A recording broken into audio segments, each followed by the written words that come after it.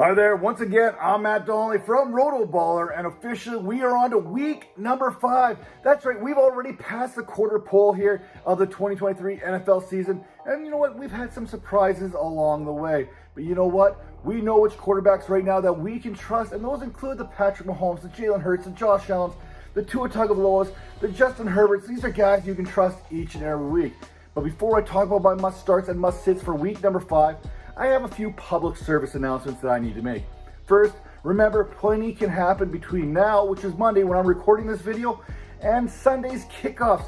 So be sure to sign up for the RotoBaller Discord channel where experts are there to answer all your starts and sits questions throughout the week. Second, we are officially to the point of the 2023 schedule where bye weeks are beginning to creep in with 4 teams on bye here in week number 5. Those teams include the Cleveland Browns, the Los Angeles Chargers, the Seattle Seahawks, and the Tampa Bay Buccaneers.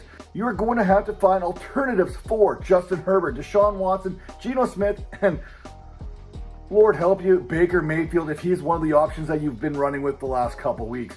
We saw Kenny Pickett go down with what looks like a bone bruise to his knee. He was replaced by Mitch Trubisky, so that is something to keep an eye on this week as well. And even though Justin Herbert is on bye this week, that fractured finger on that non-throwing hand, that is going to be a bigger deal come week number 6 because he's not going to be able to take the snaps from under center. So expect plenty of shotgun from Justin Herbert moving on.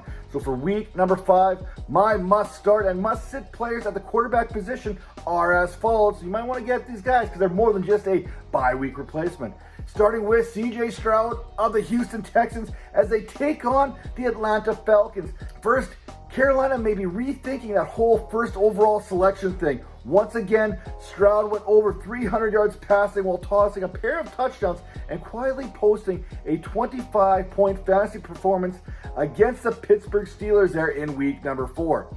Atlanta, to their credit, they've been one of the top fantasy defenses. I'm talking like top 8 against running backs and wide receivers. But you know what? They're only 14th when it comes to opposing quarterbacks, which may be more than enough of a blemish in this Falcons defense for Stroud to take full advantage of. With bye weeks coming here now and injuries starting to mount up, sticking with Stroud, who happens to be a top 5 when it comes to passing yards this season, is more than a good option. Stroud also has 6 touchdowns and 0 interceptions. That's also going to be pretty good for when it comes to fantasy, not getting those negative plays. What's even more impressive is he is averaging 8 yards per attempt. Now maybe, just maybe, this offense is better than advertised. Listen, 1,212 passing yards. That's more than Justin Herbert and Josh Allen. He's completed more passes than Jalen Hurts and Patrick Mahomes. Heck, Joe Burrow and Trevor Lawrence, who again are top 8 fantasy quarterbacks, at least we thought so in the preseason, have lower passer ratings than the rookie. So yes, you're starting CJ Stroud, and it doesn't matter who he's playing against. Another quarterback you can trust this week is Matthew Stafford versus the Philadelphia Eagles. Now, we would not have been saying this last season. That Eagles defense, it was special. Matthew Stafford wasn't very healthy. He didn't play. He wasn't very good. Now, Stafford, he comes into this contest trailing only Tua Tagovailoa in passing yards with 1,229. And he's been able to accomplish this without Cooper Kupp. The one thing that Stafford does need to figure out is this whole touchdown to interception ratio, but that's for another show, another day. Against the Colts, Stafford completed 27 of 40 passes for 319 yards and faces an Eagles team that is allowing 20.6 fantasy points per game to opposing quarterbacks. An Eagles team that also just allowed 9 touchdowns while picking off opposing quarterbacks on just 2 occasions through the first 4 weeks. This isn't the same Eagles defense that imposed fear there in offensive coordinators the last couple seasons.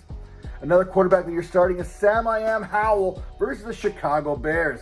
Against the Eagles, Howell completed 21 of 29 passes for 290 yards, and he faces a Bears team that just watched Russell Wilson toss 3 touchdowns.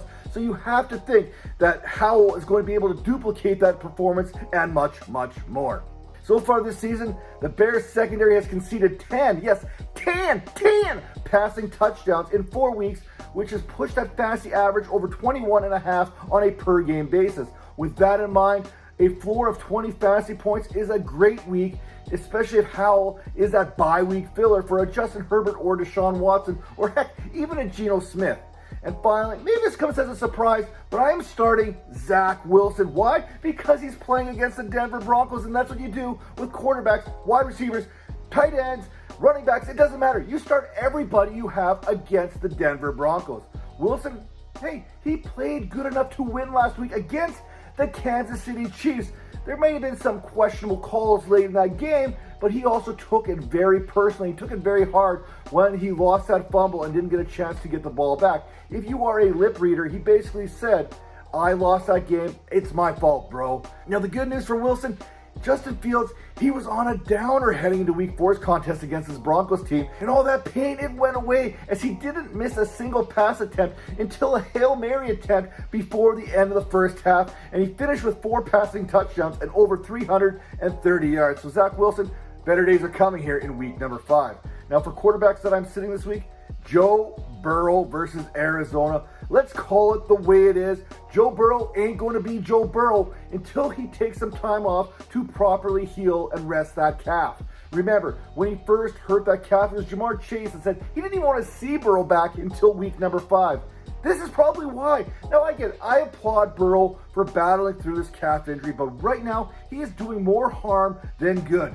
Arizona on paper, it looks like a great matchup. The Cardinals are allowing quarterbacks to average over 20.4 fantasy points per game. But in the last 2 weeks, this Cardinals team has knocked off the Dallas Cowboys, and last week they went punch for punch with the San Francisco 49ers. This would be a tough matchup for Burrow if he was 100%, which he certainly isn't, and not many would have predicted that through 4 weeks, Joe Burrow would be the quarterback 32. What is up with that? Anyway, I digress. Let's talk about Dak Prescott versus the San Francisco 49ers as another quarterback that I am sitting this week. Yes, Dak Prescott versus Nick Bosa must sit.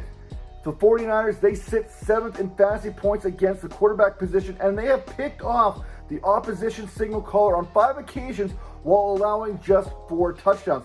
Now, Prescott, he has been better at protecting the ball this season, but at the end of the day, he is still Dak Prescott, so you're always going to have just a little bit of a concern when it comes to his turnover abilities. Now, Prescott has been a better quarterback than he has been a fantasy option so far this season, with Coach Mike McCarthy essentially protecting him from himself. But this week, who's going to protect him from Nick Bosa? Oh, who knows? And now another quarterback that I do know that I'm not starting is Trevor Lawrence versus the Buffalo Bills.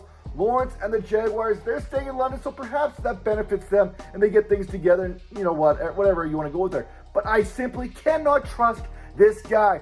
I didn't trust him prior to last week and then have him go off for over 207 yards and a touchdown. That's not going to make me trust you once again. And to make matters worse, he faces a Bills team that has surrendered just 3 passing touchdowns this season while picking off quarterbacks 8 separate times in 4 games. Lawrence, he's going to have to throw to keep the Jaguars in this contest, so really he becomes the ultimate boom-bust play for week number 5. But one thing working in Lawrence's favor is the Bills will be without Tre'Davious White, who suffered that Achilles injury last week.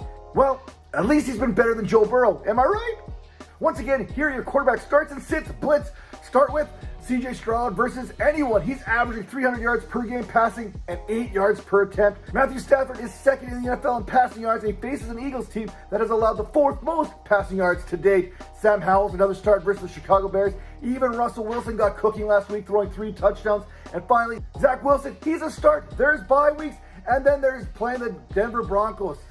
13 passing touchdowns. I'll hook Zach Wilson up with a couple there. Now I am sitting Joe Burrow until that calf is fully healed. Arizona's a team you don't mess with. Dak Prescott versus San Francisco. You can protect Dak Prescott from himself, but can you protect him from Nick Bosa? And Trevor Lawrence is the ultimate wild card this week. He'll need to throw against Buffalo, but that Bills defense leads the league in interceptions. Who also leads the league is RotoBaller when it comes to all your fantasy analysis. So make sure you are liking and subscribing to the RotoBaller YouTube channel for all your fantasy football needs.